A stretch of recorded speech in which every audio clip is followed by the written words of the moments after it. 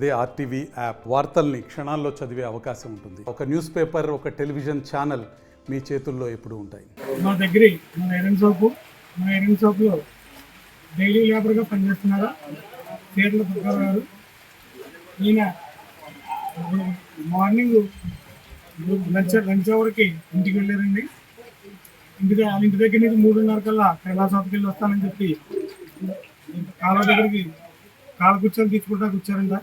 ఆ తోడు దగ్గరికి ఆయన ప్రమాదశాత్తు ఆయన కాలు దగ్గర పడిపోవడం జరిగింది. దాన్ని వాళ్ళ తోడులు అయినటువంటి గుంసెట్ శ్రీను రక్షణతో పోయి అతను జారిపోయాడు.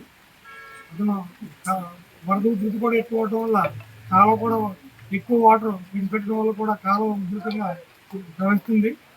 దాని కారణంగా కూడా అతను కొట్టుకుపోయాడు. ఈరోజు సాయంత్రం 5 గంటలకి చీరల దుర్గారావు గారు వాళ్ళ తోలల్లుడు శ్రీనివాస్ అని చెప్పేసి ఆయన ఇక్కడ టేసిపాలెం ఎత్తంతుల కింద కాలువ రోడ్ని నిమిత్తం అని చెప్పేసి ఇలా ఇద్దరు రావడం జరిగింది. అలా ఏంటంటే వాష్రూమ్కి వెళ్ళిన తర్వాత కాలు గడుపుకోవడానికి మన ఎత్తంతుల దగ్గర కాలువలో దిగడం, కాలు గడుపుకుంటాం.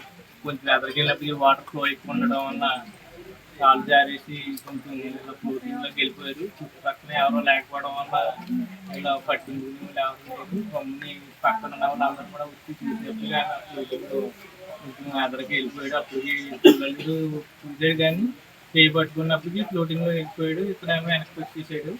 ఆయన అయితే ఇక్కడ టేసిపాలెంలో పని చేస్తూ ఉంటారు డైలీ లేబర్.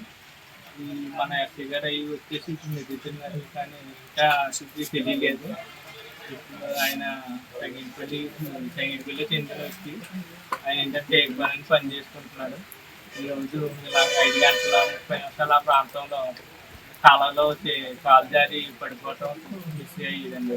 మరిన్ని వీడియోస్ కోసం ఛానల్ ని సబ్స్క్రైబ్ చేయండి. లేటెస్ట్ అప్డేట్స్ కోసం వాట్సాప్ ఛానల్ ని ఫాలో చేయండి. అండ్ లింక్ డిస్క్రిప్షన్ లో ఉంది.